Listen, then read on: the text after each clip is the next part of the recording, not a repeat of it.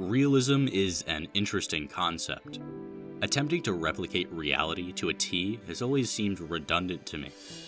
Realism is impressive in the context of visual art. The ways that it can portray the melancholy aspects of day-to-day life can be captivating. But I've always preferred stylized works that convey emotion more deliberately. Claiming that a feature or a mechanic in a game isn't immersive or won't work because it's quote-unquote not realistic is pretty easy to shoot down. It's a game, it doesn't need to be realistic. In most cases, I would prefer it to be unrealistic or stylized, but that isn't very constructive. Maybe there are some unseen merits of striving for realism. In the 1840s and 50s, along with industrialization and growing fights against existing hierarchies, artists were fed up with depicting the elites. The realism movement began as artists represented everyday people, specifically laborers, experiencing their everyday lives with no stylization nor embellishment. Realism was often paired with an adjacent movement known as naturalism, which is to interpret the real world, usually in scenes of nature, one-to-one in art. These styles work well together and are used together frequently to depict the world truthfully. They were used to contrast previous movements such as Romanticism, rejecting beauty standards and fantastical scenes in favor of melancholy portrayals of real life. Realism was appreciated due to how easy it was to relate and immerse yourself into the scenes they depicted. But this wasn't because of how much they looked like real life, it was because of how much they felt like real life. Realism can stand alone without naturalism. As long as a piece conveys the truthful aspects of everyday life, abstractions can only add depth to help further immerse the viewer into the piece. As you move further away from naturalism, works with deliberate portrayals of emotions can feel even more real and immersive. There is a major flaw with demanding that a game be realistic. Realism, much like immersion, is often used as an empty buzzword with no nailed-down meaning in the context of games. When referring to game design, realism is often misattributed to how well a game imitates real life. It would be better to refer to this as naturalism. Sure, some games in some genres can pull off gameplay similar to real life and do it very, very well. But expecting this from all games is purely destructive. A game does not need to imitate reality to feel real or to be fun.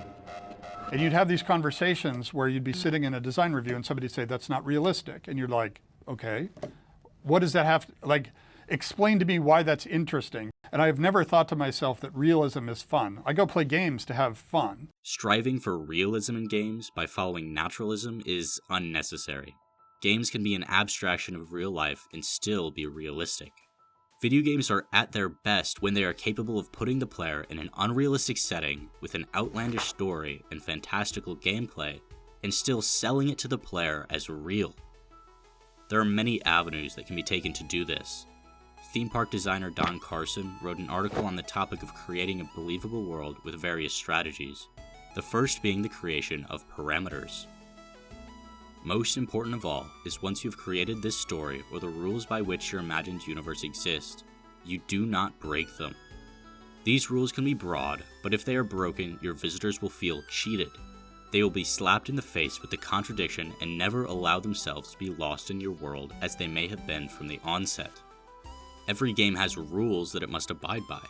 If Minecraft's armadillo could roll up into a sphere, that would be unrealistic because it breaks the rules and parameters created by Minecraft. No matter how unrealistic a game may get, as long as it continues to follow its own established rule set, it will remain feeling real. Works from the realism movement felt incredibly tangible to the average person due to how they contrasted the more glamorous works that were the norm at the time. For far too long, immortalization in artwork was reserved for religious leaders, nobles, and the rich. It was rare to see working-class people get the honor. For this very reason, it helped those people connect with the artwork on a deeper level. It felt more realistic because it was a representation of everything going on around them. This is why people claiming that representations of marginalized groups in settings that are quote-unquote unrealistic never made sense to me. Their inclusion in a game will do nothing but make the game feel more realistic for those that they represent. The character that you play being more tangible helps to exponentially improve the reality of the experience. In addition to the tangibility of your player character, tangibility of the world is crucial to establish and maintain realism. A world that feels alive around you is significantly more immersive than a static one. Creating ambience with interactions between NPCs and environmental storytelling can be incredibly potent. The armadillo that I referenced earlier is being added to Minecraft for this purpose, to fill space in warm biomes. Many of Minecraft's recent mob additions have fallen into this niche and have ranged in their gameplay usefulness. No matter how useful they are, however, they all serve the purpose of creating ambience and providing the world with a little more life. Additionally, enemy infighting is a common trope that helps with this concept. This works especially well when it is between specific factions, such as the military and aliens in Half-Life 1, or wolves hunting sheep in Minecraft. These are groups entirely disconnected from you, the player, interacting in a situation entirely unrelated to you. This helps to realize the world as a tangible place. Minecraft has a very tangible world due in part to the rule set that it abides by. Knowing that every cardinal direction contains a fully realized world that can be manipulated in any way feels incredibly real. Other games with designed levels and worlds can feel just as tangible and in turn real, but they need to put much more effort into methods such as environmental storytelling to sell their world. Environmental storytelling is one of the greatest methods for selling a game world as a real place. The term was coined by Don Carson in the article I quoted a moment ago. He defines it as story elements being infused into the physical space around the player. It can answer questions and create new ones, conveying a story passively. There are many ways that environmental storytelling can be used as a tool in level design, cause and effect being a great example. These are staged scenes with a clear cause and effect that lead players to create their own conclusion about the game world, such as potential dangers or tools that they could use. For example, in Half-Life 2, finding a zombie chopped in half with a saw blade will show the player that saws can be used as effective weapons against zombie hordes. Much like the environment having an impact on the player's mindset, realism can refer to feedback given to the player when interacting with said environment. And so we had to come up with some notion of what fun was. We knew it was an ad hoc definition, and it was the degrees to which the game recognizes and responded to the player's choices and actions. During the production of Half-Life, Valve found that this was how you make a game feel realistic. When you attack an enemy, you expect them to react. From a surface-level visual standpoint to a deeper gameplay standpoint, you expect your decisions to have an impact. Yes, you were making choices. Yes, you were progressing, which meant the game had to acknowledge that back to you.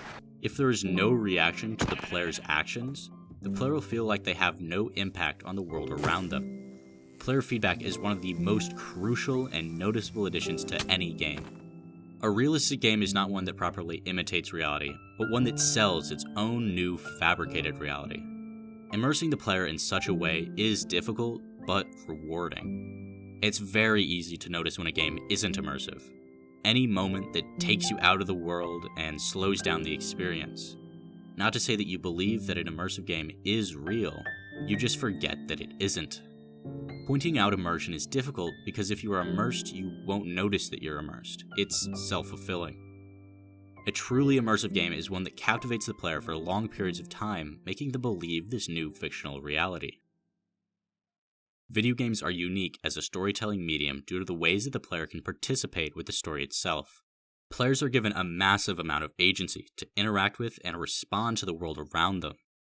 I would like to see the focus on realism in video games trend more towards how developers can enhance this interaction. Yes, it is important that games immerse and captivate players. To do this, they don't need to imitate reality or naturalism. Rather, they should abstract the real world and focus on making the game feel real on a deeper level than just being similar to reality. Much like the average laborer in the mid-19th century, I hope that we can realize that there's a lot more depth to depicting reality in art than simply imitating it.